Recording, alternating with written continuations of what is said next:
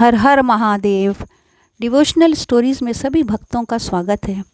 भक्तों, अनजाने में हुई तीनों प्रहर की शिव पूजा जब भील के द्वारा संपन्न हो जाती है, उस कहानी को हम आगे बढ़ाते हुए तीसरे पार्ट में प्रवेश कर रहे हैं।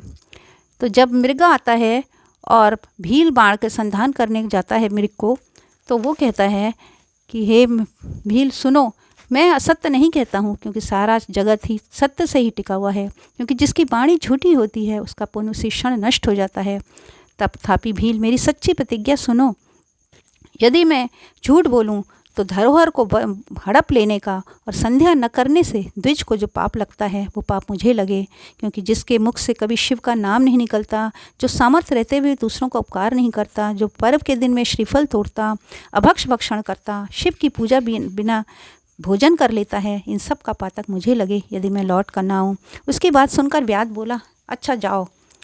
तब मृग जल पीकर अपने आश्रम में पहुंचा और आपस में वे सब एक दूसरे से वृत्तांत का वर्णन करते हैं कि उनके साथ क्या हुआ। क्योंकि वे सभी सत्य के पाश में बंधे हुए थे, तो मृग परिवार ने यह निश्चय किया कि अब वे सब वहाँ अवश्य जाएंगे, क्योंकि वे सब प्रतिज्ञाबद्ध हो चुके थे। इस निश्चय के बाद बालकों को आश्वासन देकर वे सब के सब जाने को उत्सुक हुए। तब जेठी मृगी अपने स्वामी से बोली, स्वामिन, आपके बिना यहाँ बालक कैसे रहेंगे? क्योंकि सबसे पहले प्रतिज्ञा मैंने की थी, अतः केवल मुझको ही जाना चाहिए, आप दोनों यहीं रहें। ये सुनकर छोटी मृगी बोली, नहीं, मैं आपकी सेविका हूँ, अतः मैं व्याध के पास जाती हूँ। ये सुनकर मृग बोला, तुम दोनों यहीं रहो, क्योंकि शिशु की रक्षा माता से ही होती है, अतः मैं जाता हूँ। स्वामी की बात सुन दोनों मृगियों ने कहा, प्रभु, पति के बिना जीवन को धिक्कार है। तब उन सब को बच्चों को सांत्वना दी और पड़ोसियों के हाथ में सौंपा, और वह सब व्याध के पास जाने को तैयार हो गए। ये देखकर उनके बच्चे भी पीछे पीछे चले आए, क्योंकि वे उन बच्चों ने यह निश्चय किया कि जो माता पिता की गति होगी वही हमारी भी हो। उन सबको एक साथ आता देखकर व्याध को बड़ा हर्ष हुआ। उसने धनुष पर बाण रखा। उस समय पुनः जल पर बिल्व पत्र भगवान शिव के ऊपर गिरे और उसके शिव की चतुर्प्रहर की शुभ पूजा संपन्न हो गई। उस समय तत्काल व्याध का सारा पाप भस्म हो गया। इतने में दोनों मृगियां व मृग बोल उठे, व्यास शिरोमणे, शीघ्र कृपा करके हमारे शरीर को सार्थक करो।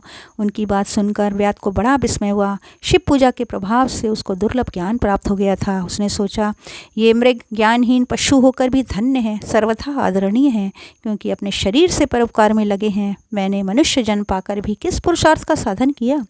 दूसरों को पीड़ा देकर अपने शरीर का पोषण किया, प्रतिदिन अनेक प्रकार के पाप करके अपने कुटुंब का पालन किया। हाय, ऐसे पाप करके अब मेरी क्या गति होगी?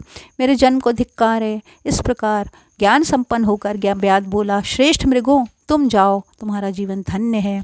व्याध के ऐसा कहने पर भगवान शंकर प्रसन्न होकर तुरंत प्रकट हो गए और उन्होंने व्याध को अपने सम्मानित और पूजित स्वरूप का दर्शन कराया। कृपा पूर्वक उसके शरीर का स्पर्श करके भगवान शिव ने कहा, भील, मैं तुम्हारे व्रत से प्रसन्न हूँ, वर मांगो। व्याध भी भगवान के उस मोहक रूप को देखकर तत्काल जीवन मुक्त हो गया और मैंने सब कुछ पा लिया, सब कुछ पा लिया, यूँ कहता हुआ शिव के चरणों में गिर गया। इस भाव को देखकर भगवान शिव बड़े प्रसन्न हुए और कृपा दृष्टि से देखते हुए उसे गुह नाम देकर दिव्य वर दिए। शिव बोले, व्याध सुनो, आज से तुम श्रृंगवेरपुर में उत्तम राजधानी का आश्रय लेकर दिव्य भोगों का उपभोग करो।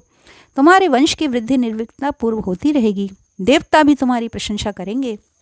व्याध, मेरे भक्तों पर स्नेह रखने वाले भगवान श्री राम एक दिन अवश्य तुम्हारे घर पधारेंगे और तुम्हारे साथ मित्रता करेंगे। तुम मेरी सेवा में मन लगाकर दुर्लभ मोक्ष प्राप्त करोगे। इसी समय वे मृग भगवान शंकर का दर्शन और प्रणाम करके मृग योनि से मुक्त हो गए और दिव्य देहधारी होकर विमान पर बैठकर शिव के दर्शन से शाप मुक्त हो दिव्य धाम में चले गए।